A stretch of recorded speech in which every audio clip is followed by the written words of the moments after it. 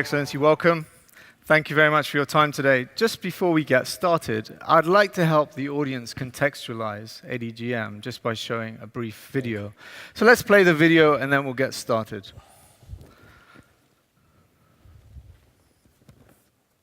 For more than 40 years, Abu Dhabi, the capital of the UAE, has transformed itself into a thriving business hub.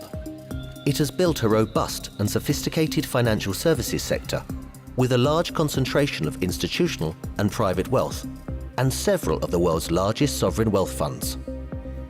Abu Dhabi sits at the crossroads of East and West, linking Asia, Africa, and the Middle East. It is within this context that Abu Dhabi's ambition for an international financial centre and the establishment of Abu Dhabi Global Market is a natural next step for the Emirate and the UAE. ADGM encompasses 3 independent authorities: the Registration Authority, the Financial Services Regulatory Authority, and ADGM Courts, ensuring a well-regulated and business-friendly environment that operates in line with international best practice and that is recognised by major financial centres across the world. The use of English common law at ADGM will allow for direct connectivity with other global financial services centres such as New York, London, Singapore, and Hong Kong. ADGM is focusing on Abu Dhabi's core strength areas, private banking and wealth and asset management, to anchor the establishment of a world-class financial hub in the Emirate. Okay, so Your Excellency, we've heard already about Abu Dhabi's transformation journey, and I think you can expand that to the region, and there's a lot of reform, a lot of transformation going on in the region as a whole. When you consider the scale of the economies, the demographics that are skewed towards the youth, there are huge opportunities, but at the moment, if you look at it, capital markets as a percentage of GDP is actually way too small, in my opinion, for a region of this type, and obviously it's developing. Some of those opportunities are already being mined, but could you tell us a little bit more about how ADGM is exploring opportunities in capital markets? You bring up a very important statistic, and it's the opportunity. It highlights the opportunity. Yeah. So what you're talking about, the growth, is actually being recognized today by funds that are coming to ADGM. They recognize there is an opportunity and they want to take advantage of this opportunity, and we have to provide the platform. This platform is really becoming used widely, especially when it comes to funds. Today, many funds have established presence in ADGM, and through this presence, they want to tap this opportunity. So, yes, hundreds of millions of people will require more jobs, will require more capital, and we think a well-regulated jurisdiction will help them tap the liquidity that is necessary for this growth. I give you an example. The Alaska Permanence Fund with McKinley have established a fund at ADGM. This fund, the Mayasa Fund, will invest in stock markets, emerging and otherwise, in the region. Their target is $1 billion, and their investors are looking to a window into this region. And for that, they had to come into our jurisdiction and establish a presence. They are regulated, well regulated, and of course, they will be they will access investors here and in Asia, and that's actually their plan. There is also another fund, it's not really yet authorized, also looking at Africa and looking at opportunities in Africa, and that I can say actually is anchored by a sovereign fund here in Abu Dhabi. The first one is a sovereign fund in Alaska, but they all see the opportunity. These guys are actually here with you now. So this is real stuff. This is not some future planning. No. And of course, the same applies to real estate. Real estate today in the Middle East, but in the Gulf, is really funded by loans. Why? Because, again, our regulators have not really catered for funds to come in and invest. We have created a very, very, very friendly regime for real estate funds. And are we talking about REITs? These are the REITs, yes. Okay.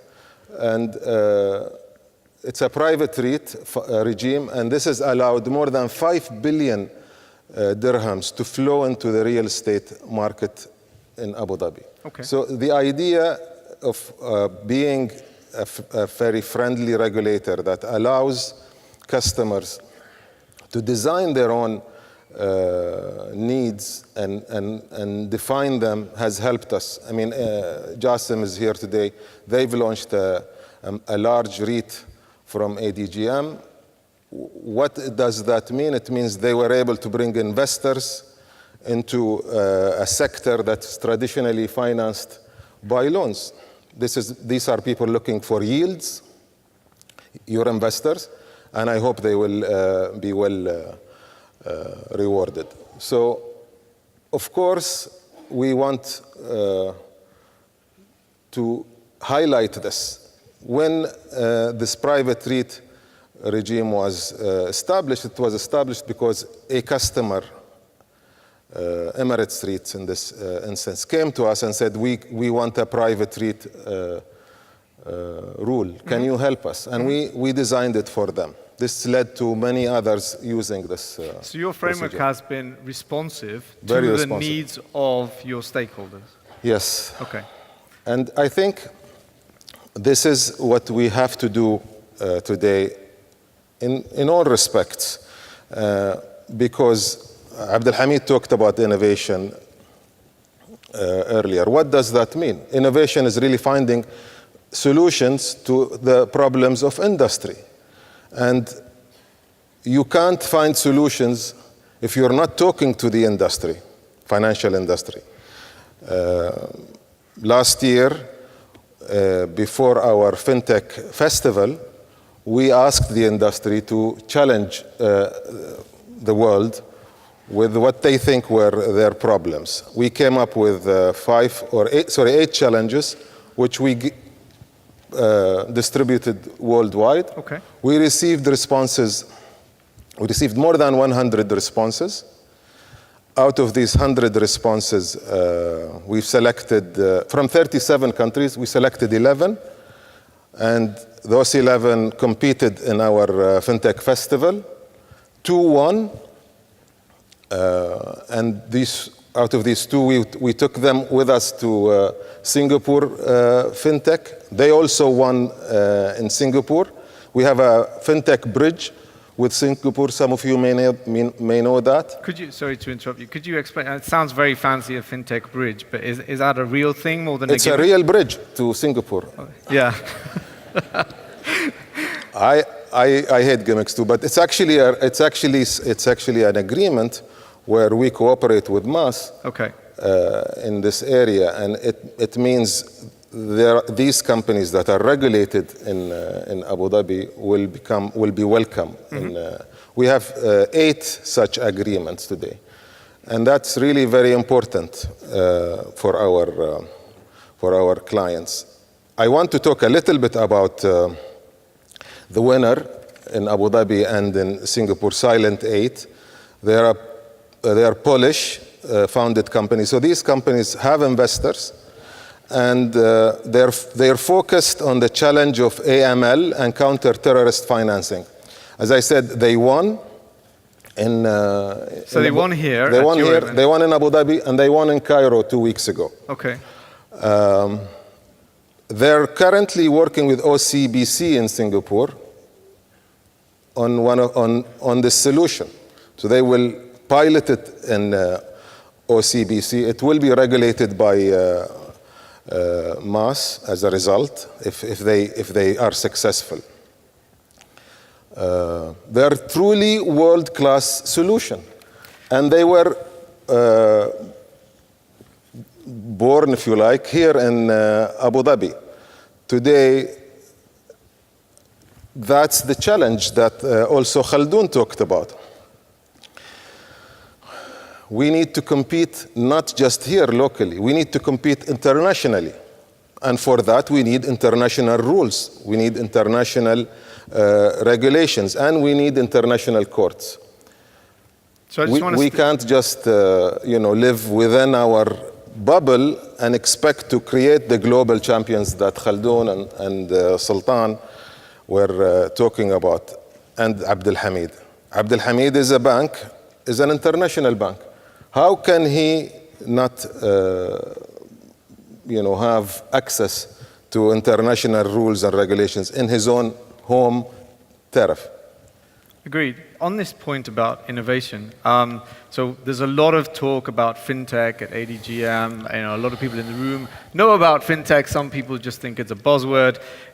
I just want to explore a little bit more about what you guys are actually doing fintech-wise. And I'm aware that it's kind of the full spectrum, all the way from kind of innovation lab type of thing, all the way through to accelerators and so on. Can you just walk us through that? And if possible, give us a couple of actual examples. Yes, I would like to, I think, talk about our innovation process. But I want to start with our Reg Lab. All of you are familiar now with the sandbox approach to regulation within the fintech approach. So this is not something we've created. We were probably the first in the region. Mm-hmm. We are a leader in the region. Our Reg Lab today has 16 companies. The condition for coming into our Reg Lab, which is basically a place that we handhold the client or the company, we provide more supervision guidance to them to make them resolve their regulatory challenges. Mm-hmm. We provide them with an environment where they can test their product. We are also, of course, connected with other regulators, so we help them talk to other regulators. So it's basically a place where they can do that for 2 years, where they test and challenge their solution. But the condition for them coming into this Reg Lab is they have to be ready for market adoption. Okay. So they can't just be a concept or an idea. They have to have a business in place. And that's what we do. We are preparing now for our third group to come in. We've just announced it. This third group, the invitation to the people is to come in with solutions for small and medium enterprises. Mm-hmm. A lot of the issues banks have today is with how they manage this exposure and how they serve this segment, especially in the UAE. So we think this is a challenge our market will be excited about. So this is about the third group that we're expecting. The first two, I want to mention two, if I may, companies within this. So these are companies that are now live almost. One is Capita World from India. It's a loan automation platform that connects borrowers with lenders and automates the entire loan process from loan application to credit appraisal, disbursement, and post-disbursement monitoring. The firm has built a relationship today with one of the UAE's largest conglomerates to test their solution. And they have an auto division. So this is basically a system that collects data points on customers through deep searches in the internet and uses artificial intelligence, big data, to analyze it and predict customer behavior. All these auto divisions need this background check. Earlier we talked about the credit bureau, which we've had great success with here in the UAE, but now we need behavior data, and that's what this solution is developing. This solution that you just mentioned, so this is live, right? It's This is being tested with a very large auto division of one of our largest Okay, so you really are companies. coming up with solutions that are needed by entities out there, be they in the financial sector, conglomerates, corporates, etc. So this is real, tangible stuff. It is, yes, and it's, again, it's something that's happening because we've allowed these companies to come into our midst. Yeah. Very important lesson to all regulators is no one knows this business. Anybody who tells you they know fintech in the regulatory, they're not very, honest. You need to let the industry in. You need to be humble and you need to learn from the industry. And this is what we do at ATGM. We are not, of course, we know the risks, and that's what we come, that's our value to them. Why would they come here? It's because we're helping them navigate this journey to a riskless product. And I'm very pleased to say this one particular company is hopefully on its way to commercialization. I'd like to talk about Remitar, also from Canada. They offer low-cost, high-speed, cross-border payment services for individuals and businesses. They purchase a cryptocurrency from an exchange, transfer that cryptocurrency to a partner exchange operating in the destination country, and then the partner exchange converts that cryptocurrency into a currency of the destination country and transfers the amount into Remitar's account in the destination country. Wow. They have already tested their product in the market by labeling their product to a large money exchange business in the UAE. More than 1,000 customers have used this today. So again, we control the number of customers. We make sure this is being done with the knowledge of the regulators in Canada, and therefore mitigate the risks. But of course, every aspect of this, of the risk, is being controlled through the work we're doing, the hand-holding that we're doing with these customers. We have 16 examples, but I would like to stop here. Those are very interesting, especially you mentioned the last one. They're actually using cryptocurrencies for their methodology. Yes. Which is quite interesting, given the audience just voted and said that so many people in the room here don't even believe that cryptocurrencies are a real thing. Yes, I think people are entitled to their opinion. How we see the currencies or the tokens, the way I like to talk about them, is they will be in the future how you use the Internet of Things. Today, data is very important, but in the future it will be even more important. This is how capital markets will finance companies in the future. This is how value will be attached to your data and monetized. So we are very much, we've issued 2 guidances on cryptocurrencies, and we believe it is the way of the future. We are actually, I think we are considering 2 exchanges at the moment. What does that mean? It means we really don't know what that means. We're working with them to make sure we can regulate them. Okay. So, but there are 2, I think 2 very serious proposals. There is more in the pipeline, but we're trying to understand this space, figure out how to regulate within it, and then launch. So I think that's separate from what we're doing overall in fintech, but it's part of the innovation story. Okay.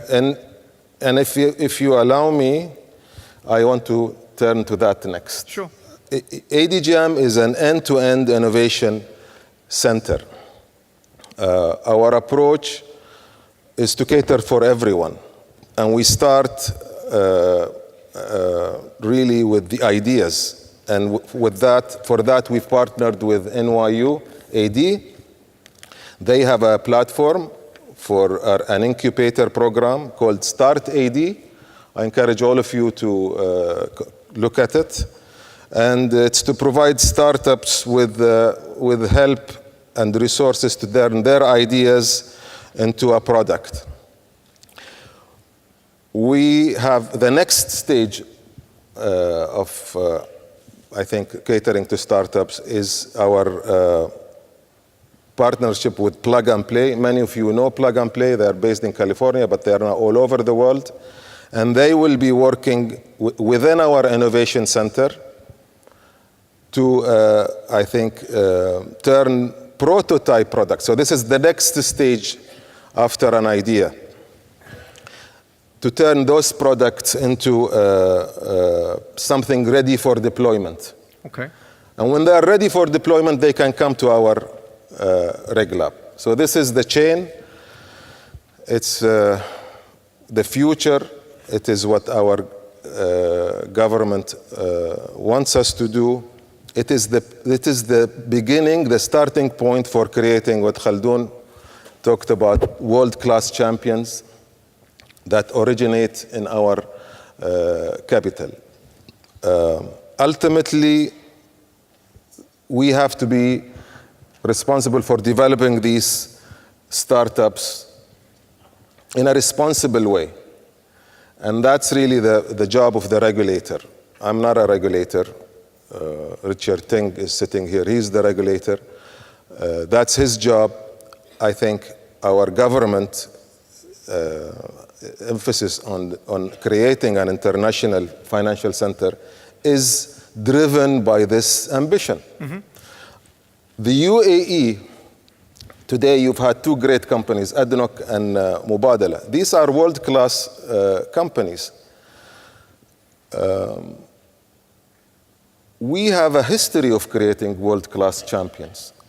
If you look at ADIA, it was created from almost nothing.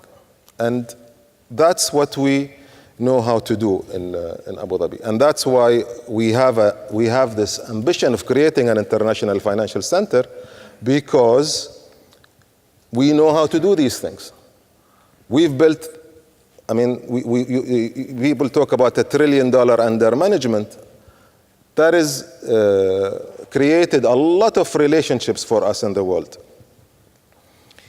And we intend to duplicate this in ADGM, creating another world-class business for the UAE. On that point, I'd like to canvass some opinion from the audience. So for you guys, here's a question talking about international financial centers and ADGM in particular. So what do you believe is the key requirement in order for Abu Dhabi to become and remain one of the world's foremost financial hubs? Option number one, credibility in terms of its regulatory and legal framework, something that His Excellency just spoke about. Number two, look, it takes time and you have to build a track record.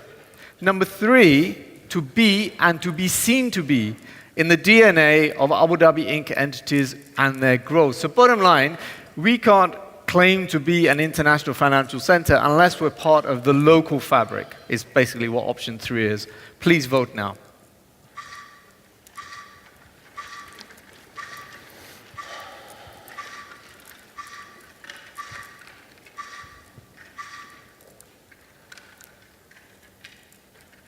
Well, so there you go, there's the result. So a quarter of the room thinks we need to be part of the DNA of Abu Dhabi Inc.'s growth, but an overwhelming majority, almost 60%, think it's about the regulatory and legal framework, which is, I mean, you already spoke about that, but would you like to respond to that? Yes, I totally agree. In ADGM, for example, we've very quickly realized that any regulation we issue must be issued in consultation with the industry. That has been a most valuable tool for us to get feedback. So we always have a period of 3 months, 2 months, depending on the regulation, where the industry is consulted. You get advice for free, basically. Sure. But you are making sure you're not surprising the industry. Yes. What this answer tells us is regulators cannot surprise the industry. They cannot just come up with rules without having checked with the industry, got consensus and then they cannot just change them. And that's why I think being in this English common law also framework allows for dispute resolution.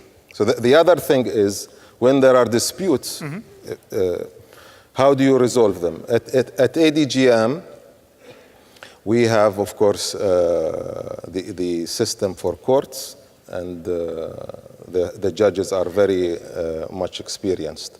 We also have, in the second half of 2018, our International Arbitration Center with the ICC will be operational. This ensures that banks, any investors can find two solutions, one in arbitration, and the other, of course, in courts where we guarantee very fast decisions.